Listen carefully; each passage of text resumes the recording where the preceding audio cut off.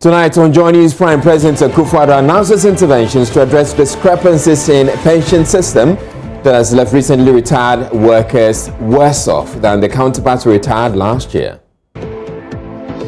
Interior Minister 200 police personnel to provide protection to members of Parliament following the recent murder of the Mfantsipim MP by suspected armed robbers. We are going to provide additional 200 police personnel to be part of the Parliamentary Protection Unit. New Patriotic Party initiates series of engagements with motorbike riders who use their vehicles to convey passengers on a commercial basis on weaning them off their trade. In business, PLC receives over 2,000 cases on faulty electric meters. Executive Secretary says a solution now exists to this protracted challenge. Is the object of this laboratory. It's going to cut down the time for resolving their complaints. The resolution time, as we used to have, will be cut down by at least 50%. And businessman Alfred Woyome pleads with Supreme Court to set aside government's takeover of some properties belonging to him. My name is Israel. Joy News Prime is coming to you live from our Fanofa studios at Kokumlimli here in Accra on your digital terrestrial TV, because we are free to air on DSTV channel 421 and Go TV channel 144. Stay tuned in.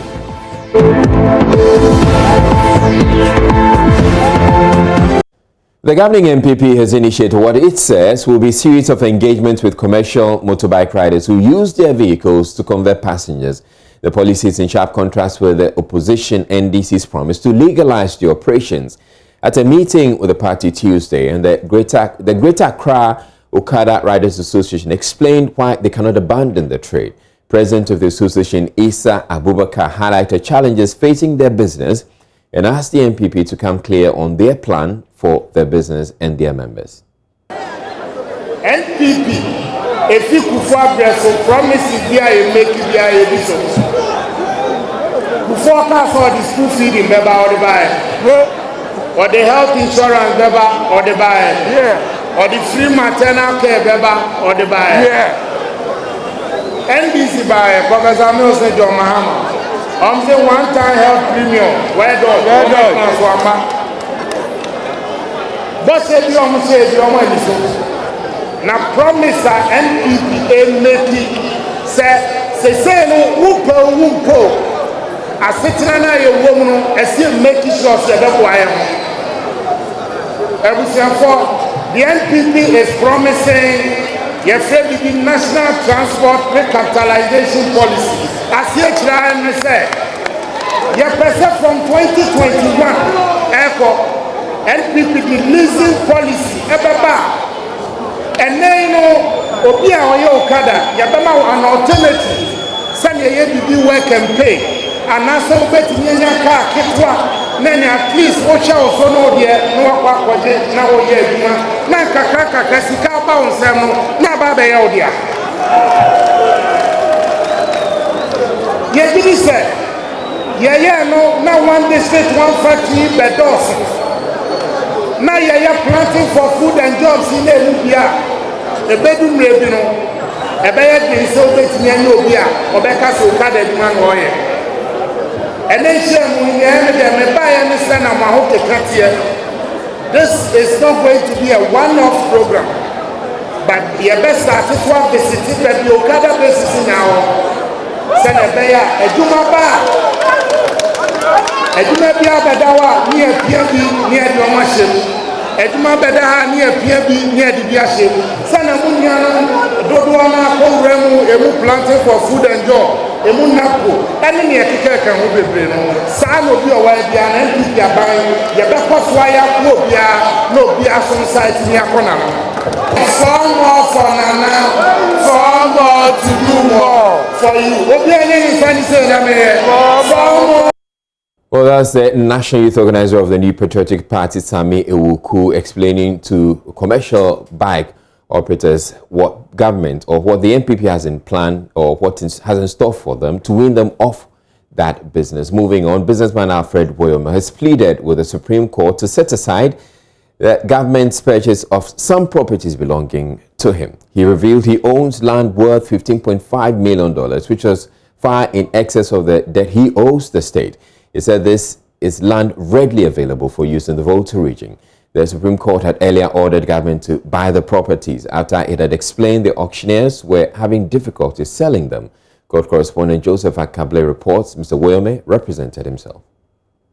The Supreme Court in June this year directed government to purchase the businessman's properties. This was after an auctioneer had failed to sell them. Potential buyers were reportedly said to be afraid of purchasing them because they feel these properties may be restored to Mr. Woyome in the future. Minister of National Security Albert Kandapa made this known in a letter dated March 4, 2020 and addressed to the Minister of Justice and Attorney General. The letter made reference to the Supreme Court order to have the properties sold. It will be recalled that in July 2019, after years of legal banter over the true ownership of the properties in a case involving the businessman, the Supreme Court directed the auctioning of the assets to defray the 47.2 million cedis debt he owes the state. The properties will result in recovery of about half the outstanding amount. Government is said to have since purchased the properties. Mr. Woyome, who represented himself in court, urged the Apex Court to set this aside. He insisted he had been abused for years and has always wanted to bring this parcel of land to the attention of the AG. He explained it is worth $15.5 million with a lot of potential buyers. He added that the total debt he owes the state is less than $10 million,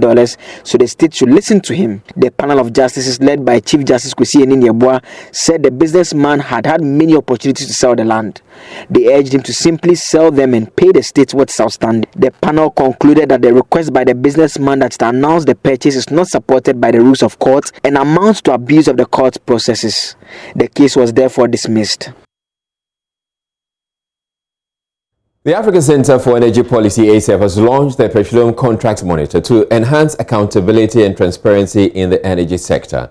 The Petroleum Contracts Monitor, which is in the form of a website, has contracts awarded within the oil exploration space and the current status of exploration. According to ACEP, the Petroleum Contracts Monitor will ensure that companies that acquire oil blocks without exploring will be identified and dealt with by the regulator. My colleague Kwekwe Sante has more in the following report. The Africa Center for Energy Policy, ACEP, as part of its effort towards enhancing accountability and transparency within the energy exploration space, has launched the Petroleum Contracts Monitor. The Petroleum Contracts Monitor will be providing updates on petroleum contracts and will be measuring the work obligations and performance of the companies involved in the various petroleum agreements in Ghana. Speaking at the launch earlier today, Head of Policy at ACEP, Pauline Anaman, said the Petroleum Contracts Monitor will ensure that companies who acquire oil blocks without exploring will be seen and dealt with by the regulator. The rationale is to ensure that companies do not hold the blocks for speculative reasons. And that is because we have seen over the years that for contracts that were awarded before 2016, when the EMP Act was passed, most of the contractors held the blocks. There are requirements for the contractors to explore within a certain period. In our laws, it is a maximum of 7 years. And the exploration phase is also divided into 3 sub-phases. We observed that most of the companies held the blocks without doing much work and nothing happened to them. The main problem is that we saw blocks laying fallow. And we have also seen how over the years some companies have transferred their interest to other companies. So it suggests some level of speculation for some companies. With this contract monitor, we are able to highlight those companies that are not working and report that to the Petroleum Commission, which is the entity that must regulate the sector and ensure that they are working anyway. Pauline Anaman stressed that ACEP does not view the launch of the Petroleum Contract Monitor as an end in itself. She added that they expected citizens to check the monitor regularly and ask questions, which will in turn push the regulator to ensure proper management of the nation's oil resources. We believe in collaborative efforts of the citizenry, and it is part of our theory of change. We believe that when citizens have enough information and knowledge about what is happening in the extractive sector, they are likely to, with that knowledge, demand for the accountability that is required to ensure good governance of the sector. Now, the platform, by empowering citizens, will enable people to begin to ask questions. The reason you are here is not for the fancy of it. As you have seen it, we believe in your power to carry information elsewhere. Now, as you carry the information to the public and they visit the platform and they know the progress of the petroleum contracts that we have in this country, people become informed. Those who have ability to engage will engage. But this is not the only effort ASEP makes in ensuring accountability in the sector. This is just one of them. So it is not the point that we think this will lead to accountability on its own. It wouldn't unless there's a concerted effort of all parties to make it happen. On his part, Programs Manager of ASEP, Alhassan Idrisu, said there could be some corruption, for which reason companies who are defaulting on the exploration obligation are left off the hook. As far back as 2015, a lot of the oil companies had defaulted in paying, and GRA was not going after them until we published the list of the oil companies that were owing taxes to the state and did advocacy afterwards. Then that compelled them to rush to GRA. And through this work, not less than $1 million had been paid to GRA. But the component of anti-corruption we suspected was why were non-performing agreements not cancelled, or why were actions not taken on these non-performing agreements. Even there are certain instances where some had not even met the minimum requirement, yet were given extensions. What could have motivated this? And that is the focus of the STARK support, to push for anti-corruption measures in the upstream petroleum sector. The Petroleum Contracts Monitor can be accessed via www.ghanacontractmonitor.com. President Akufo-Addo has tasked the newly constituted board of the Ghana Land and Maritime Boundary Commission to, as a matter of urgency, work to determine Ghana's land and maritime boundaries in accordance with international law. The commission, established by an act of parliament, is also enjoined to negotiate with countries engaging with land or maritime dispute with Ghana. Inaugurating the board, President Akufo-Addo urged them to be mindful of the interest of Ghana in all their deliberations. I wish first of all to say that the main objective. The Ghana Boundary Commission was established by Act of Parliament, Act 795, assented to on 22nd April 1970 and notified in the Gazette on the 26th of March 2020. The Act mandates the Commission, amongst others, to determine and demarcate Ghana's land boundaries and delimit Ghana's maritime boundaries in accordance with accepted principles of international law. Whilst doing so, the Commission must promote a more effective management of the boundary demarcation and delimitation process and adopt international best practices on the demarcation and delimitation of boundaries.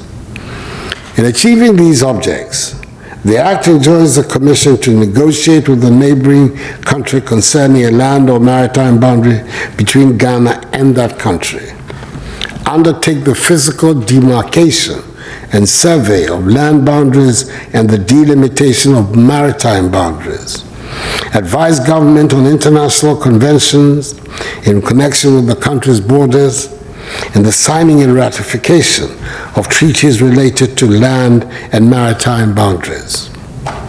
As the newly constituted board, and in accordance with Act 795, the Ghanaian people demand that you protect at all times their interests. I'm confident that the expertise of the personnel, featuring senior members of the government and senior public officials, assembled through the composition of the board, will ensure this. Well, also speaking at the event is the Lands and Natural Resources Minister Kweku Asuma Kyereme, who says the office lacks the needed human and material resources to function effectively. I wish first of all to say that the main objective of the Commission is to protect and secure the interests of the Republic of Ghana by determining and demarcating land boundaries and delimiting maritime boundaries in accordance with accepted principles of international law and cooperation with neighboring countries. Since the publication of the Gazette for the establishment of the Commission in 1970, various structures and departments and regional offices of the GBC have not been set up to undertake the full functions as spelled out in the Act 795. As a new institution, the Commission will require the following to start functioning effectively as soon as possible. Mr. President, office accommodation and furniture, vehicles for field operations and administration, C, employment of required staff to run the Commission, technical equipment for border demarcation, mapping, and delimitation, and salary for at least appropriate 50 employees to undertake this exercise.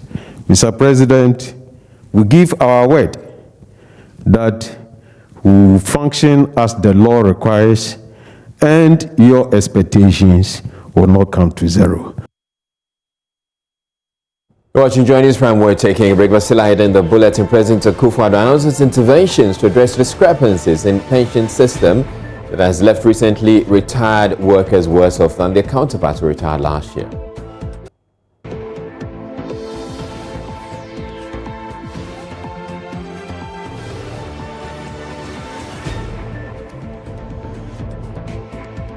The Interior Minister announces the deployment of 200 police personnel to provide protection to members of Parliament following the recent murder of the Mfansimang MP by suspected armed robbers. We are going to provide additional 200 police personnel to be part of the Parliamentary Protection Unit. Then we'll be back in a bit.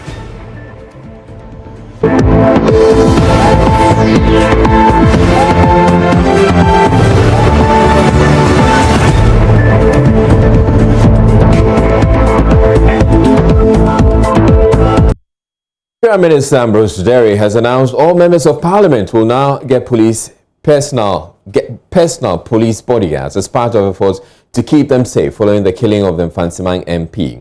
He said this after a closed-door sitting with MPs, where he announced 200 police personnel will be deployed to the Parliamentary Protection Unit to work for MPs. In the long term, the plan is to increase their deployment to 800 so that each MP will have a police bodyguard and 2 police security guards at home. I want you to note that security for parliamentarians has always been the principle. Actually, from 1992, we had the Parliamentary Protection Unit of the police established here. What has remained over the years is that extent to which the security has been provided, which is directly related to the situation of the security agencies over the years, capacity to do so, among others. So I want you to understand that the protection of members of Parliament is part of the general national security architecture, which, first of all, is being taken care of by a number of strategies that have been put in place. Between now and the end of the year, we are going to provide additional 200 police personnel to be part of the Parliamentary Protection Unit, making it therefore attain the status of a divisional police command that would take care of members of Parliament as bodyguards, but we ideally, to get to where we should get to, subsequently we should have 800 police added so that each member of Parliament will also have security at home in the day and night. The judges do have that. Ministers do have that. Indeed, leadership of Parliament the speaker, deputy speakers, and leadership has that. So thanks to the retooling, we've got adequate police personnel to deal with the 200. MPs Joy News has been speaking with are excited about the development. My heart bleeds. My heart bleeds because I'm not a happy person at all. After Eko's demise and what happened to my own family members. But I believe time will heal the situation. And going forward, I will commend him for what he's done. But I'm still, waiting to see what turns up after this decision. A question was posed, and then he came back to say that in the long term, their calculation will be that they would increase it, and that will be in the 8th Parliament, post the retooling and the additions by His Excellency the President in ensuring that we increase the numbers to meet the ratios. Then a fully fledged representation will get a support of to the 800 number. That is the understanding as he spoke here with us on the precinct of Parliament at the lobby, and that is how I captured his statement.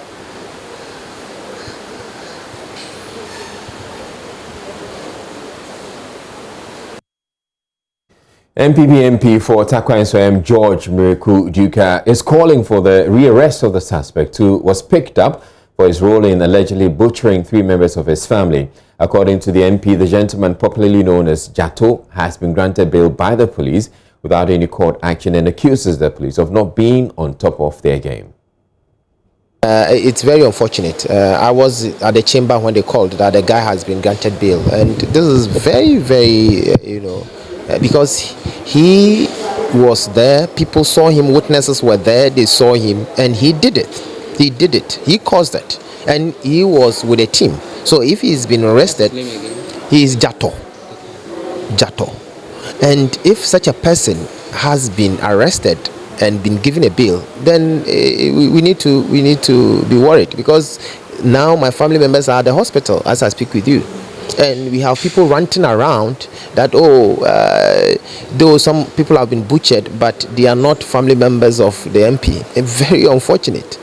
And the police are also giving contradictory statements here and there. I don't know where they are getting their stories from, and they are their lives. These are lives. These are Ghanaians. How can you butcher someone and just be granted bail? How will you take it if it happened to you? So I mean, people must be questioned why this decision. Why do you think he's been granted bail? You think the police are being unfair to those who got injured in this? Yes. And being biased towards yes, because it's a criminal offense, and I cannot take a lawyer. Otherwise, I would have taken a lawyer. It's a state versus the corporate. And if this has happened, then I need to be worried, because I don't know why he's been granted bail. You think the police are not doing a good job? I think there's a gap. There's a gap. And this is because someone is influencing them to do this, them being biased? I don't have evidence, and I wouldn't want to speculate, but there are perceptions out there. The arrest was on Saturday. It's been more than 48 hours. Since the police don't have evidence yet to go ahead with the prosecution, they don't have an option than to grant bail. But the evidence were there. People were there. They saw him. So your expectation is that what should happen? He should be put before court, or then what happens beyond him being arrested rather than being granted? I want him to be rearrested, and if they want more evidences, we'll provide the evidence to the police. Would you be taking this higher up the chain beyond your division level in terms of how to get this resolved now that you are? Absolutely, because I fear for my life. If the police are doing this, I fear for my life in my constituency, and I'm asking that this matter is investigated. Inspector General of Police James Sopong Bueno has paid a working visit to the Bono East region to inspect the operational readiness and capabilities of the region towards the 2020 general elections. As part of his itinerary, the IGP will be holding a press briefing with the media on its observations and other security-related issues. At a meeting with members of the Techiman Traditional Council, he called on the traditional authorities to be ambassadors of peace in the build-up to the December polls. Correspondent Anasabit has more in the following report. Today, the Inspector General of Police, Mr. James Opombuenu, is in the Bono East region on a working visit to assess the operational readiness and capabilities of the Ghana Police Service in the build-up to the December general elections. He will be paying a courtesy call on the Bono East Regional Minister, Mr. Kofi Amoakohene, where he will be engaging him on the RCC's readiness towards ensuring that there is peace before, during, and after the general elections. It has been a very challenging region because it's a new thing, but I must say that your men who are leading the security here has done a marvelous job. And indeed, the logistics that you have also supported the region with, of course, we will need more. But I believe that if you help us along that line, we will provide peace in support of your administration also. The IGP assured that enough logistics and personnel will be sent to the region to improve the security of the region. Talking about logistics, let me say that because Bono is a new region, whatever resources that we get, definitely our attention will be here. This issue about personnel, I've just been informed that 56 more personnel will be sent to you. In fact, I'm sure very, very soon, within less than 2 weeks. The IGP has been engaging the Nananum of the Techiman Traditional Council also, where he has called on the traditional authorities to be champions or ambassadors of peace before, during, and after the December polls.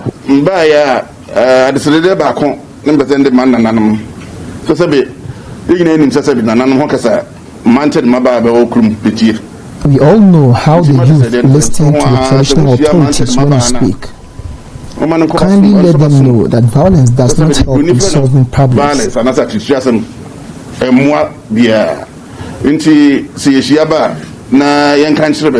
they should know that elections is not about conflicts.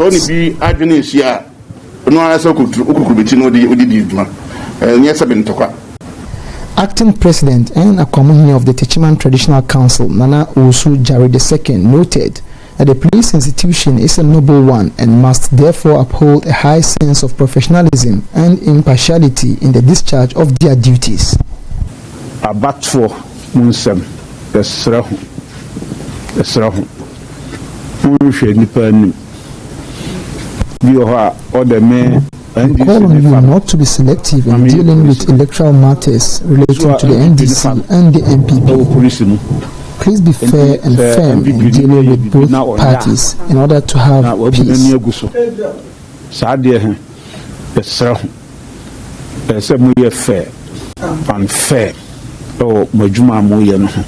There was a brief demonstration of the police readiness to combat ballot box snatchers who are aiming at causing mayhem on the election day.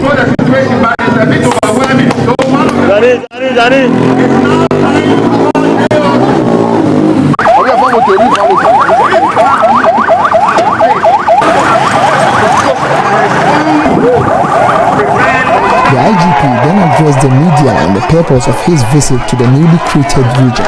I'm here in the Bono East region on a one-day working visit.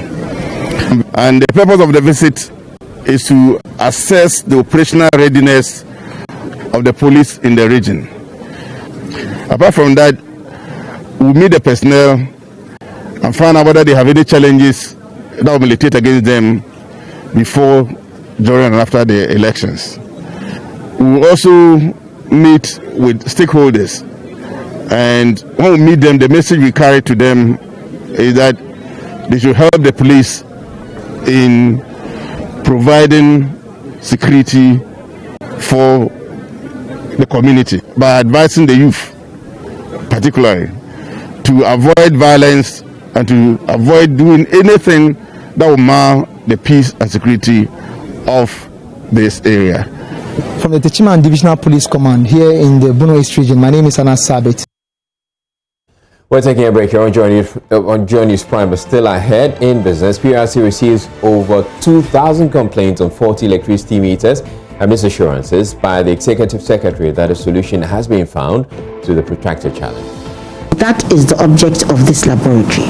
It's going to cut down the time for resolving their complaints. The resolution time, as we used to have, will be cut down by at least 50%. Stay tuned in, we'll be back in a bit.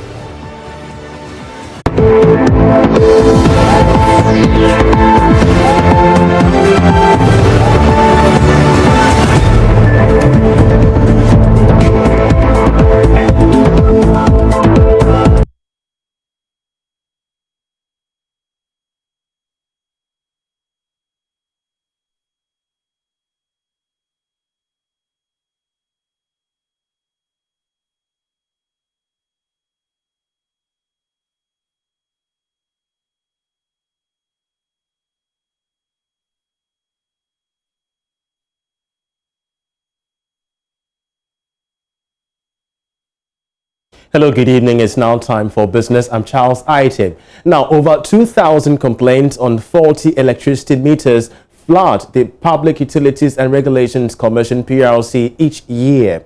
Now, the Executive Secretary of the PRC, Mami Dufio, tells Joy Business a lasting solution has been established to deal with these complaints through the commissioning of an energy test meter laboratory. The estimated $100,000 laboratory, according to her, should win back the trust of customers.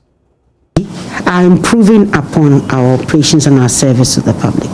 Day in, day out, it is our mandate as well as our aim to address their complaints as quickly as possible, as credible as possible, and as independent as we can. And that is the object of this laboratory. It's going to cut down the time for resolving their complaints. It's going to ensure that the accuracy... I wouldn't say minutes. I'm just saying that the resolution time, as we used to have, will be cut down by at least 50%. Yes, yes. Each meter has its different, components, and so investigating each meter has different time, and each problem has a different time to actually find out, to investigate. So you cannot say it can be by 5 or 10. No, it's on each case-by-case basis. But whatever case, whatever time we were spending, at least 50% of that time will be reduced. It will reduce about 50% of that time. And definitely with the credibility, with technology, you come out more, as well as the independence of it. Because if I know that with this system, it's not, the human factor is largely reduced, and obviously that will gain the confidence of people. So when we are taking decisions, as people, we want people to realize that the Commission, one of the values that we really look for is transparency and independence and impartiality. And that is what will be reinforced with this lab. Now, if you're out there searching for a job, here is a hint. 92% of jobs advertised online and in the dailies are all in the services sector. Banks, schools, hotels, mostly office jobs. That's according to the latest Bank of Ghana Development Report, of which Charles Nixon Yeboah brings us the details. Compared with 1.7% of total job adverts recorded for the corresponding quarter of last year. Further analysis showed that the main requirements for skilled employees were tertiary education qualifications and a minimum of 3 years working experience. This category, classified as professionals and technicians, collectively accounted for 57.8% of total jobs advertised during the second quarter of this year, relative to 51.4% recorded in the second quarter of last year. This was followed by sales and other service workers, accounting for 37%, secretarial and clerical staff, which only accounted for 2.4%, and machine operators, which witnessed 1.5% of advertised jobs. In total, 2,599 job adverts were recorded as compared with 2,148 for the second quarter of last year. This indicates a growth of 21.0%. Similarly, the number of job vacancies advertised in the second quarter of the year increased by 11.9%. The Ghana Association of Savings and Loans Companies wants government to support them financially. Executive Secretary of the Association, Tunebo Akodia, has been telling Joy Business the reasons why. So far, we've not received any liquidity support, but the central bank has been magnanimous to support us with other policy decisions, and we are grateful for those policy decisions. We think that at this particular moment, and especially with coming in of COVID, we will need a serious government intervention, government policy support, i.e. a specific fund from governments to support these businesses, because it is our clients who are actually hard hit by COVID. And so if you look globally, all governments are doing is to support businesses. And of course, the government is supporting small business through NBSSI. And so we think that it is in the right position for governments to come up with a certain fund to support microfinance institutions, savings and loans, and also to help them to continue to deliver on their mandates of financial inclusion. Well, meanwhile, the Bank of Ghana has advised specialized deposits-taking institutions, including savings and loans companies, to prioritize strong internal control and risk management systems when making business decisions. Here's the Second Deputy Governor, Elsie Ado-Awajib, who explained the reasons why this is important in strengthening Ghana's financial sector. We expect the SDI sector to be the key delivery channel for financial inclusion, which is a key requirement for Ghana's socioeconomic development. There are still many Ghanaians and businesses that do not have access to savings products and credit facilities, and this presents opportunities for the SDI sector to follow. Under the National Financial Sector Development and Inclusion Strategy, which started from 2018 and is supposed to be implemented through 2023, the government of Ghana expects an increase in access to finance from the current rate of 58% of the population to 85% of the population by 2023. This is an opportunity for the SDI sector to pursue. To stay true to their mandate and to stay relevant in our fast-evolving, technology-driven financial industry, SDIs must prioritize good governance, including strong internal controls and risk management, customer care, and ensure that they keep their eye on the quantity and quality of capital they hold when they are making business decisions, because the capital can run out. We expect them to embrace electronic forms of delivery of financial services to provide more financial services on a cost-effective basis to the vulnerable groups in our society. SDIs can only do this when they have in place the right amount of capital to invest in cutting-edge technology, as well as strong and independent boards of directors, expect human capital, and effective internal control. And that'll be all for business. I'll be back after 8:30. This stay.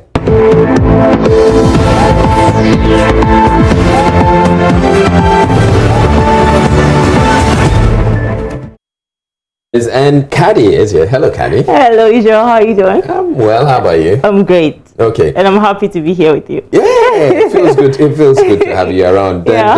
And, well, by way of introduction, Caddy will be taking over for the meantime that Becky is going to be away. Yeah. But why don't you, for purposes of the show, just take off your mask so they can see you very well? Take off the mask. Take it. It's okay. It's okay. Okay. Briefly. Okay. All right. So they get to see you. Okay. Hi, guys. So that's Caddy. Put it back on. Okay. All right. I need to protect myself. So. Yeah. Okay. So what do we have coming up on? Okay. So we have something about medical, and he's a first-time dad. And so he's speaking about, how fatherhood is going. Okay. And he recently got married too, and he's speaking to my colleague, Noella, more about marriage and fatherhood. So let's just watch. Everything is great. I can't complain. I'm alive. I'm nice. Would you say it's rosy? It's sweet. It's sweet, huh? Yeah. I mean, I asked you that considering, I know we're going back a bit, but the bad press sort of that you got when you guys got married. I heard I mean, I remember a lot of people said a whole lot of despicable things. Some even went as far as saying that, oh, this is not going to work. You're too, childish people, all of that. What would you tell those people today? That's all I can say. Because when you don't hustle, people, them a matter will be your issue. You go think about people, you go all the time, you won't see what this person they do. But if you have a life, because if you hustle and you have money and you are running companies and stuff, you no go worry, waste your time, go listen to some backing dogs somewhere, you get me? So you for hustle, all the boil down to the hustling. Your father now, I mean, Island, how's she doing? She's great. Yeah. And how's fatherhood like? It's a wonderful feeling actually. That's what I can say. Cause I feel like right now I get kiddies, so yeah, right now, yeah, I be father level. You understand? You get what I try to talk. Yeah, if you talk to me, you see me some different way, cause I come like father level. So would you say it has changed you? I mean, in terms of your branding, in terms of how you think now? I mean, obviously, yeah, because I mean, I didn't have a daughter previously, but right now I do. So some things do go change and all, but I mean, they change for positivity. You understand? They change to be something bad. That was medical talking about marriage. He says marriage is sweet. So. Yeah, and being a father. And being a father. You must see him somewhere. Yes, he's a father now. He's a father figure now. Okay. Yeah. Let's move to Nigeria, and then a Nigerian musician, Joe Boy, who was in Ghana. Now he's gone back to Nigeria, but who was in Ghana yesterday, and he spoke about how Ghanaian musicians can break into the Nigerian market, as it's so easy for them to do, but it's kind of difficult for Ghanaians to do, so he shared some tips. Okay, so that was Joe Boy, but before he came to Ghana, he joined the protest, the End SARS protest. Yeah. So I asked him, and he was like, he's been affected by it. Before he became famous, the police used to stop him because of his iPhone, his flashy cars, his dreads, but now they don't stop him anymore because he's famous. That's what he said. So he's trying to get the other people who are not that famous from getting, brutalized by these policemen. And I asked him, the government came out, they announced that the SARS has been dissolved. Yeah. I asked him about it. He was like, no, the government just said that because even after the announcement was made, they were still on the streets brutalizing people. Oh, really? And now the police has joined, and a lot of celebrities are sharing their voice. Even Kanye West recently tweeted about it, and it's going global. And I don't know when Buhari is going to do anything about it. Well, I mean, they've announced that they're getting rid of the SARS. So hopefully we're expecting that. Yeah, but that announcement came 2 days ago, and they're still out there. They're still. Yesterday they shot someone, and their videos were blood, and they were trying to revive the person and everything. We hope it ends. We hope it ends soon. Yeah. All right, well, thank you very much for bringing us Showbiz, and looking forward to seeing you again tomorrow. Yes, me too. All right? Okay. That'll be it for those of you watching on Joy Prime. There's more news on the Joy News channel. Do stay tuned in.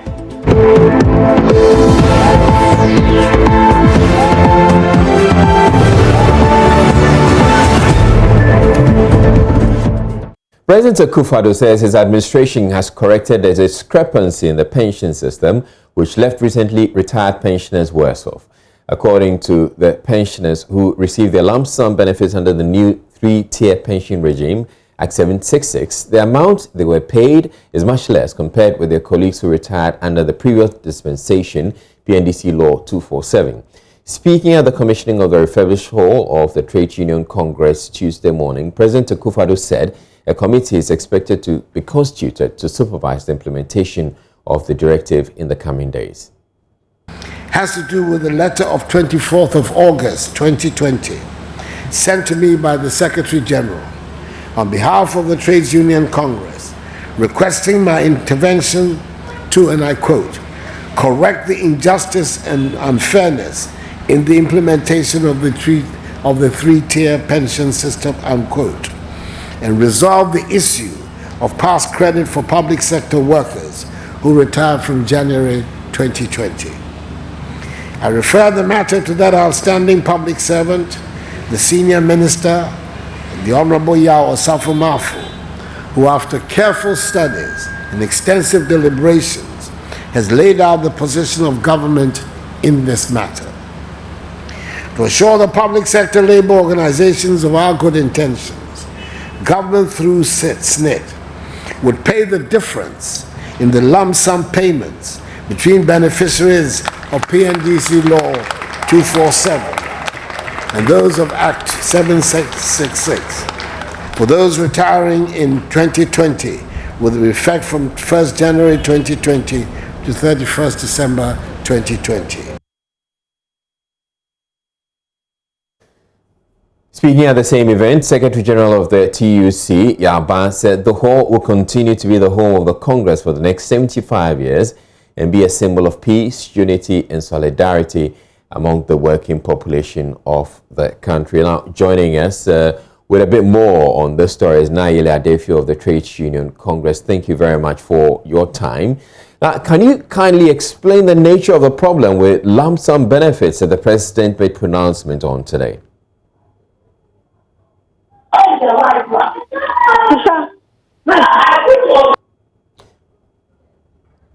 Hello, good evening to you once again, Nayeli Adefio. I would want you to, if you can, explain to us the problem with the lump sum payments that the President made pronouncement on today. Hello. Yes. Yes. All right. Yes. Hi. Okay, so I'm asking that you explain to us what this lump sum controversy is all about. Right. So there are people who have retired in 2020, and they have realized, which they brought to the attention of the TUC, that they contributed before the Act 766 kicked in 2010, 1st January 2010. And 10 years on, some of them have retired. So it means they must have contributed for these 10 years. But we have just realized that in spite of having their past credit and having contributed to the second tier, they are getting lesser money than those who retired on Cap 30. And it doesn't make sense. So that is what we're calling for, that should be rectified. All right. So can you briefly explain what the difference between the Cap 30 and the current pension regime, the three-tier pension regime? The Cap 30 is PNDC, under PNDC law. I can't remember exactly something. I've forgotten the exact number. 247, I believe. Yes, yeah.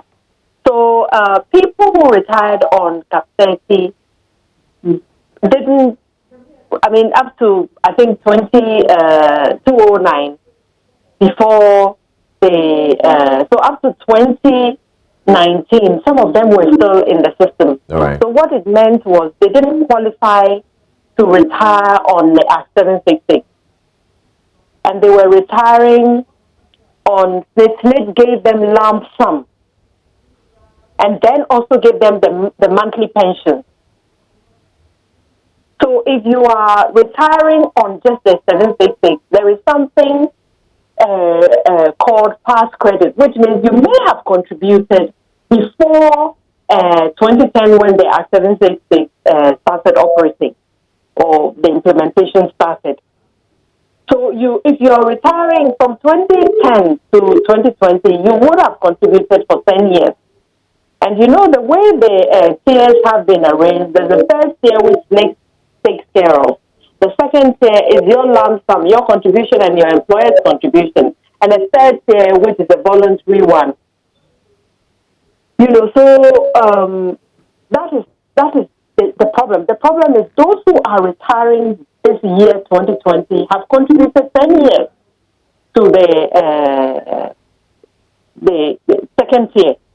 Yet they are receiving lesser money than those who retired on Cap 30, and it doesn't make sense. All right. So that is the rectification that the President referred to this afternoon. Would you say that the arrangement the President announced this afternoon brings closure to the complaints made by the pensioners? Right. What the President, our understanding is that the President is saying that the problem will be resolved. Because as I speak to you, the TUC is collecting information from people who have retired or who retired or are retiring in 2020. And there's a form that SNIT gives you when you retire. There's this form they call, I'm trying to look for the exact name, but it's supposed to be a form that gives you information on the calculations that have been made on your behalf. And they refer to it as advisory form. Yes, a kind of advisory form that gives the pension advisory form, gives information on your calculation and everything, your contributions and everything. You know, so when you're retiring, you're given this form, and this form on which you will find whatever is due you. It's given to you by SNIT. So we're taking copies of these from people who retired in 2020. And as we speak, we have collected almost 400 of these. And I think this is also a very good opportunity for those who haven't heard of this to bring their forms, the pension advisory forms, so that we can follow this up. So, in fact, what the president refers to, we have had evidence of the presidency writing and the minister of Honorable Safomafo is. We have seen a copy of the letter, and the issue is being taken up seriously, just like the president is or referred to or alluded to this afternoon. Right. So we don't have any closure on the matter yet. It's not been concluded yet. We are still collecting our information and working so that we can get the issue resolved. All right, thank you very much, Nayeli Adefio. Nayeli Adefio is with PR and campaigns at the Trade Union Congress. Moving on, a group calling itself First Contractors Association of Ghana is alleging government assisted a local company to defraud over 1,400 contractors of a whopping 100 million Ghana cedis. Providing documents to back their claims, the group says government awarded Ghana First Company Limited a contract to construct toilets for communities under the Clean Sanitation Project. The project, GFCL, then subcontracted to members of the association. They have alleged GFCL has failed to pay monies due them since 2017, even though they have executed the project. They claim attempts to get government to intervene are falling on deaf ears and are demanding the immediate arrest of the CEO of Ghana First Company Limited, Frank Akule, and the subsequent release of the monies due them. Deputy Secretary Listowel Akule speaks for the group.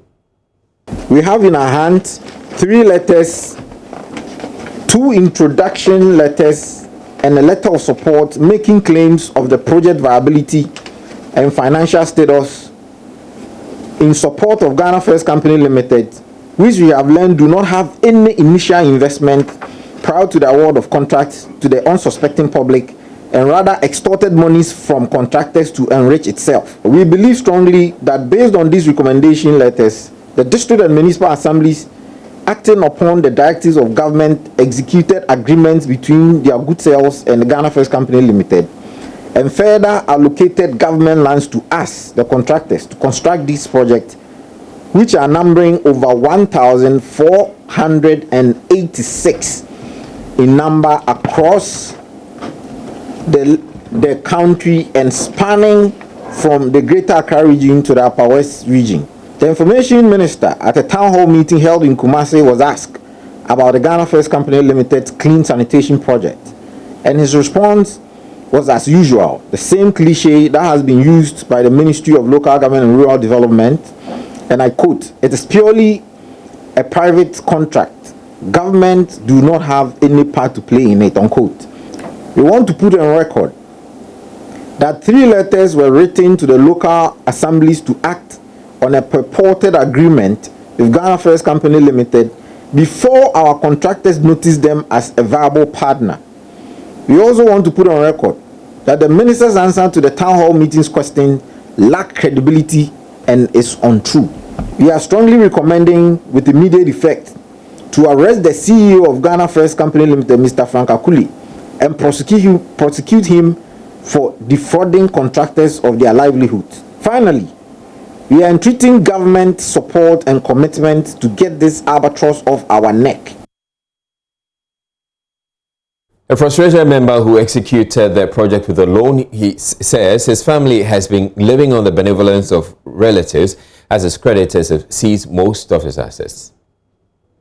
We invested our own monies, yet government is denying us the fact for us to live, to take care of our families and our children. Now, the last time I went back to the site just to see what was happening at the site, and I was surprised to know that, you know, we completed about 60% of the job because we were told, we even have a letter to prove it. They gave us a letter that we had completed 60%. We did almost like 80%. Now, when we went back to site, we saw that Ghana First have awarded burglar proofs, which are part of our jobs, have been awarded to other contractors, and innocently they have gone to do it. We want to know from the President of this Republic that is it right for people to go and scam others and go scot-free? Well, CEO of Ghana First Company Limited, Frank Akule Haven, says members of the First Contractors Association Ghana are no longer his workers, as the agreement he had with them has been long abrogated because they abandoned the project.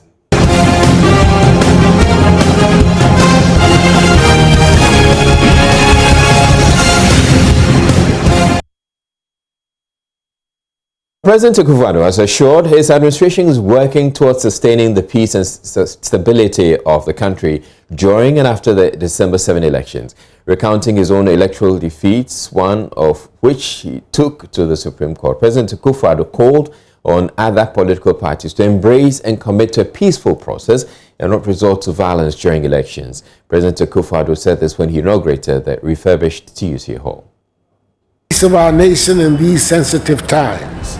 Let me assure you of the wholehearted efforts that are being made by my government and I to ensure the peace and stability of the nation as we enter the home stretch of the electioneering campaign. I'm calling on all political actors and the citizenry as a whole to commit themselves to a peaceful process and to forego any resort to violence. The Inspector General of Police and the other heads of the law enforcement agencies have made abundantly clear their determination to enforce the laws of the land, including the law banning vigilantism. Vice President Dr. Mahmoud Bawumia says the NPP government will put the country among modern economies in Africa within 3 years when retained. According to him, all steps taken in the digital space will be consolidated with time to put the country in its expected position. Dr. Bawumia specifically points to mobile money interoperability and national identification card as projects putting the country ahead of the African continent. He was speaking to students of St. Monica's cluster of schools in the Ashanti region, where he commissioned a 12-unit classroom block and a 500-bed capacity dormitory at St. Monica's as part of his tour of the Ashanti region. Exports. Without the government of Nana Akufo-Addo, we will have no national ID cards, we will have no digital address system, and we will have no mobile money interoperability. Without mobile money interoperability, you won't be able to send money from Tigo to MTN or to Vodafone. And you won't be able to send money between a mobile wallet and a bank account. Ghana is the first country in Africa that has implemented mobile money interoperability. We are leading the world. I say in Africa, I've looked around the world, I've not yet seen any other country. But as far as Africa is concerned, I can say without any fear of contradiction, we are the first country to do so. And therefore, we have, by just doing so, using technology, provided a bank account to almost 16 million Ghanaians through mobile money interoperability. We are thinking, as I said, we are thinking ahead. This country, it can be a very great nation and will be a very great nation. We have to make sure that this government continues in office What we have started, we haven't finished. But by the grace of God, in another 2 to 3 years' time, we are going to see all of these developments coming together, and Ghana will be one of the most modern economies on the face of the African continent. There's no doubt about that in my mind. Let's stick with this government. Let's stick with Nana Addo Dankwa Akufo-Addo, and let's stick with free SHS. Well, Deputy Education Minister Dr. Yao Osei Educhum says introduction of the double track system in the education sector has put the total number of students in senior high schools at 1.2 million, well above the 800,000 spaces available. He says a vote against the NPP government is a vote against improvement in education. Senior high schools now we have 1.2 million in a strategy for education. It's totally drugging, and that is what another doctor used. It's used around the world, in America, in other countries. So he borrowed something that is being used in other places, uses here, and by the way he said, I'm going to build all the facilities. So at the point, double track will not be needed anymore. And that is what we are witnessing here today. This school has transformed itself because there are so many buildings now across this country. The same thing is happening. We have a determined president who wants to change the fortunes of this country. But make no mistake about it, on December 7th, education is on the ballot. Quality education is on the ballot. If you don't vote for Nana Addo Dankwa Akufo-Addo, this country is going to go backwards. We can't afford to get Ghana go backwards. We have to move forward, transform ourselves, change the fortunes of this country. Well, Vice President Dr. Mahamudu Bawumia says government is in the final stages of establishing an integrated bauxite development corporation to oversee all bauxite deposits in the country. Dr. Bawumia says when completed, the project will drive industrialization in the country. He has been justifying why the electorate must vote the NPP in the general elections as he tours the Ashanti region. Nanaya Jemfi has more in this report.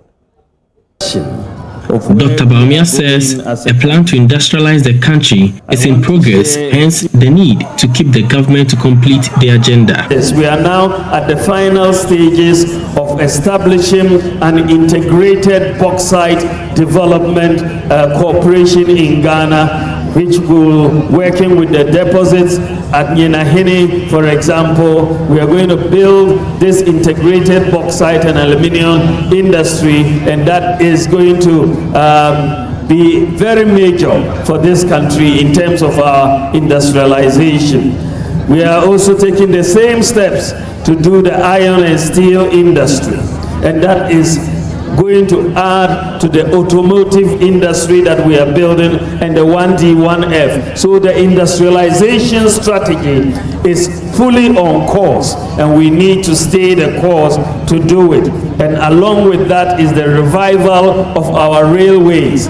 The Vice President touts the NPP government of being better managers of the economy than the previous administration. He explains reactivation of some policies as well as introduction of new ones is evidence of improved economy. Because we have been implementing many policies since we came into office. And these policies we have been able to implement because we have, quite frankly, managed the economy better.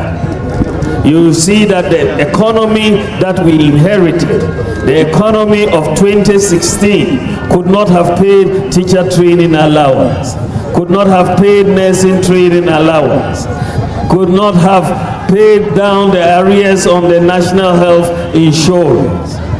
But the economy that we have today, together with the policies that we are implementing, is allowing us to do so many things, so many new things that are going to propel the transformation of this country. However, the NPP government says free SHS is key to transforming the economy of the country. Dr. Yao Osei Educhum is Deputy Education Minister. So when you hear about free senior high school, how do you increase your gross tertiary enrollment ratio when only about 50% of the students who graduate from junior high school are able to go to tertiary?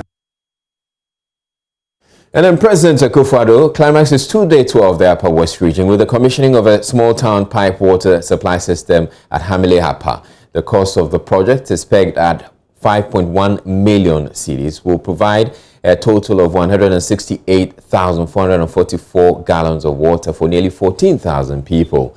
Joining us up West correspondent Rafiq Salam has more.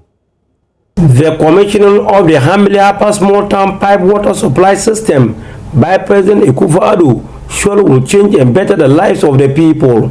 Hitherto, they used to go through odious times, wasting productive hours to look for the precious commodity. No struggle anymore. Water is at their doorstep. Head of Extension Services at the Community Water and Sanitation Agency, Theodoro Adomoko Ajayi, explains how the system, which is constructed with modern technology, works. As you can see, this is a token.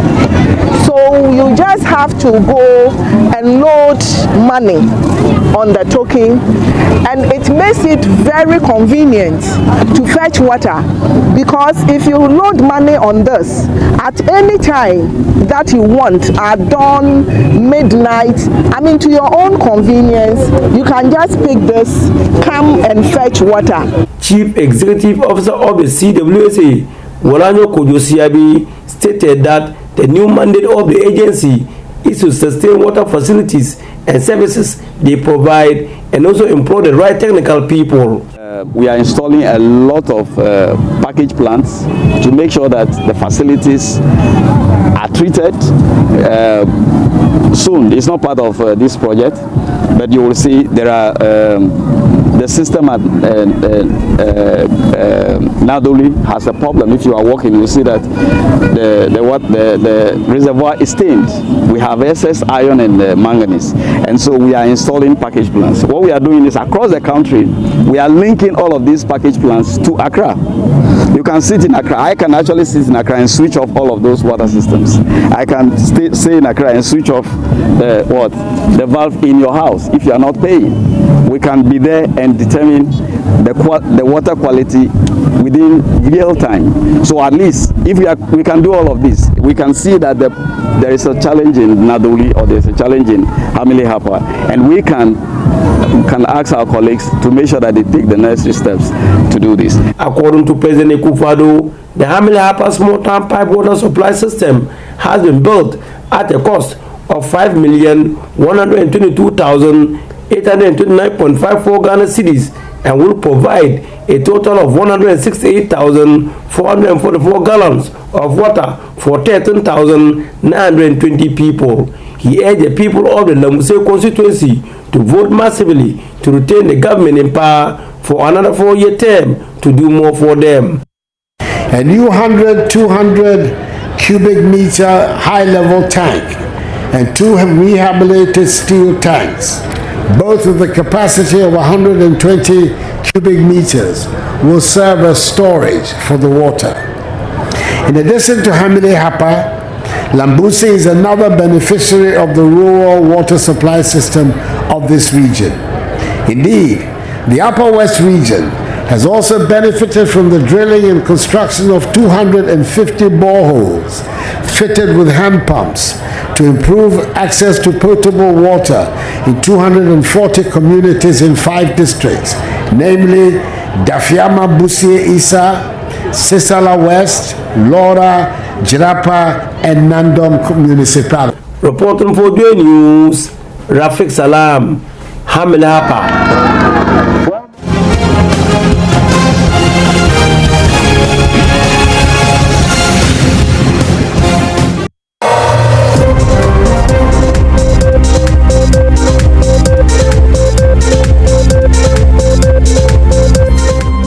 Hello there, it's now time for business. I'm Charles Aitim. Cowpea farmers at Fumbisi in the Bosa South District of the Upper East region have been introduced to new seed varieties and improved technology to help them increase their production. Upper East Regional Correspondent Albert Sori has more. The Innovation Laboratory for Legume Systems Research is a project being implemented by the Savannah Agricultural Research Institute of the Council for Scientific and Industrial Research in collaboration with the University of California, Riverside, USA. The objective of the project is to reach out to less empowered farmer groups in underprivileged communities and give them access to agricultural technologies and resources to help them increase their productivity.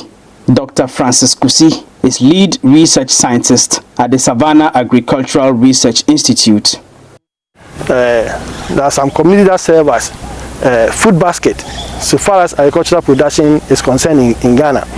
And because of where they are located, most technologies does not reach them. Most scientists don't take their research to them. And so, in doing their best, they still recycle their old practices, old varieties, and other things. So, it's on that basis that today we say let's reach out to farmers in Fumbisi, where because of their location, part of that disease are called overseas. They are far to reach. But these are farmers all over the Ghana. There's a name tagged to them when it comes to rice production. Every year you hear from BC so far as rice production is concerned. But that is just one of the good things the farmers there are doing. 80 cowpea farmers selected from Fumbisi in the Busa South district of the Upper East region attended a one-day workshop at the Savannah Agricultural Research Institute at Manga in the Binduri district to acquaint themselves with new technologies and improved seed varieties. We know cowpea as a poor man's meat, as we always term it. It has high protein content. But in addition to this, these varieties also are rich in high iron. They are iron-rich varieties that are also good for pregnant women and the babies, children. So we are even looking for an opportunity to also collaborate with Ghana Nutrition Department or Ghana Health Services to see how we can incorporate some of these varieties into their program in preparing food for the malnourished children and then the pregnant women. And one of them, the Wankai variety, the taste is something different. It tastes very well. And these are the things that we want to push to farmers, for them to produce, to create more income for themselves. The farmers were excited about the new knowledge they acquired from the workshop. Some of them said they were eager to go back and apply the ideas on their various cowpea fields. I came here to learn a lot about cowpea. When I came, it's true that there's a lot of cowpea I've seen. As I'm going back, I'll be able to use it and then teach the rest of the farmers that I'm working with. I'm a farmer of cowpea, granules, maize. At my place, my crops, we have this thing, the striker. But I've learned here that they said the Kekos Benga, when I plant it at my place, and the Wankai, I will no more get striker at my crops. For Joy News, Albert Sori, reporting from Binduri. Now, government through the Ghana Integrated Aluminium Development Corporation has revealed plans to build a bauxite refinery plant in the Western region. CEO of the corporation, Michael Ansah, says this will enhance the local economy and create jobs in these communities. Mining communities in the country have for many years struggled with infrastructure development regardless of its contribution to the GDP. Leadership of these communities have bemoaned the exodus of the youth for greener pastures as a result. One of such is Chief of Awaso in the Bibiani Amiaso Bekwai municipality of the Western North region, Nana Kwame Amponsadebra III. The youth in this community, they end up traveling from here to other community in search of greener pasture. So it's my hope now that Nana Akufo-Addo and his government has come in, the company or employ or see to the youth the skills that they are looking for, the community don't have, they can pick them, send them, train them and employ them. The government through the Ghana Integrated Aluminium Development Corporation has therefore inaugurated 19-member committees in the various bauxite mining communities to address this trend. Michael Ansah is the CEO. We're very keen to make sure that first we engage with the community, that the community are part of what we're doing, that they understand the work that we want to carry out, and more importantly, we also understand what their expectations and aspirations are, to make sure that we'll be doing mining in a very responsible way.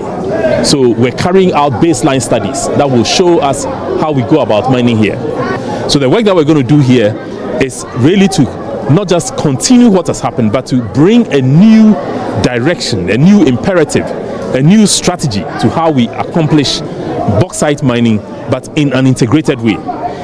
The committee will ensure that people are properly engaged and involved in the economic and infrastructure development in these areas. CEO Michael Ansah says locals who qualify for any jobs within the value chain will be given the utmost priority in adherence to the local content law. So the work of GIADEC is around not just mining bauxite, but refining bauxite and then smelting Ghana's alumina in our smelters here. We have a smelter in Tema, but today we have only bauxite mining here, and we're looking to build a refinery as well. Okay, and part of what we'll do differently is the way we'll engage the local community, the way we'll ensure that the jobs that come here, whether skilled labor or unskilled labor, we'll make sure that the local content aspect, as in the Ghanaian content, is also enshrined in law. So all of these things we're doing to make sure that Ghanaians have a real positive participation in what we're doing. Meanwhile, there are calls for a policy to ensure subsequent government will continue the implementation of GIADEC plans. Nana Opondenche is the chairman of the Ananano Mining Advocacy Group and secretary to the Nyinehini Town Elders Society. I hope Ghana has some policies in place. For instance, if really Nanado has started this thing with the GIADEC, with the committee, the community coming together with a committee to move all this, if it can go on, so that even if another government comes in, we follow it up. This is what we, the community, want to know. Prince Apia reporting. And that's how we end business. I'm Charles IAT. Sports continue.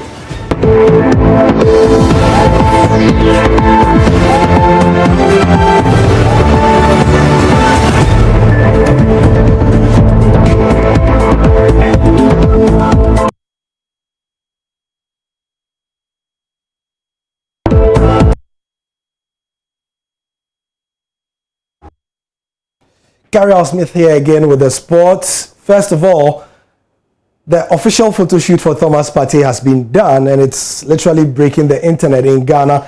This is our Instagram page, Joy Sports GH, and here he is with Edu and Arsenal coach Mikel Arteta.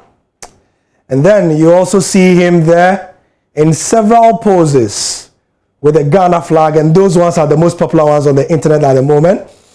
Thomas has signed for £45 million from Atleti to Arsenal, and he's getting a lot of headlines indeed. Let's look at the second slide on the Joy Sports GH one as well. Yeah, this is one of my favorites, showing the Ghana flag like that, and this one as well. This is absolutely phenomenal.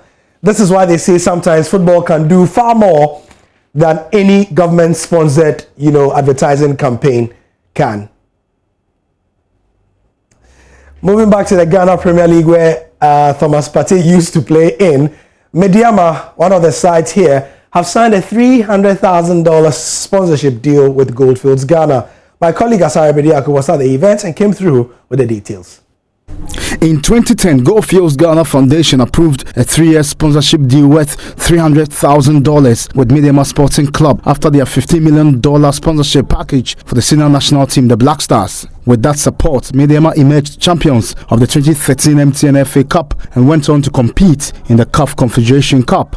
The Takwa-based club has delivered sterling performances in the last few years, and it came as no surprise Goldfields Ghana Limited approved another sponsorship package for the Mops and Yellows. The current deal, which is just for the 2020-2021 football season, is worth $300,000. Alfred Baku is Executive Vice President and Head of Goldfields West Africa. We believe that is good enough, because it wasn't a package that we actually dictated. They came with their budget, and based on the budget that they gave us, we used that to arrive at this amount. Because we believe that that is the only way they can actually be motivated to put in their best and come up tops. Because since we started the relationship, we are looking forward for them to actually win the Premier League. They have won the FA Cup on 2 occasions, and we are waiting the day that they will win the Premier League. The $300,000 sponsorship comes at a time Ghanaian clubs are struggling financially. President of Mediema, Moses Parker, is grateful to Goldfields Ghana for coming to the aid of the club in the wake of COVID-19. You know, making team in Ghana, it's not easy. So we thank God for this great opportunity. I call it great because it's not easy. If I say it's not easy, you know, pulling a lot of money, business money, it's not easy, but we thank God first for what they brought to us today. We are going all out. As you know how Mediema play our matches, you know. So with this morning, I think we have to motivate, push for the club. You have to push for the management. We are going to support them.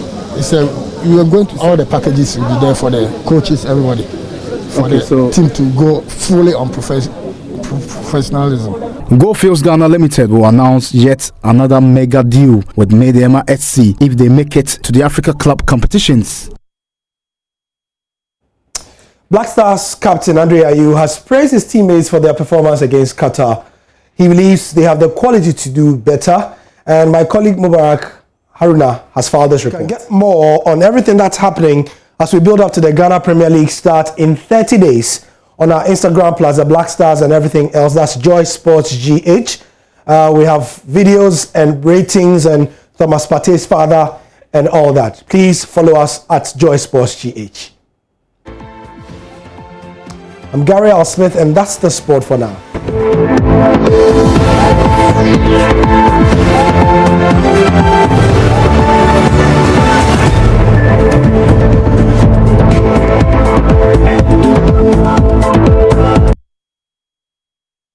And that'll be all for Joy News Prime for this evening. I'm Israelite. Thank you very much for watching. You have a good night.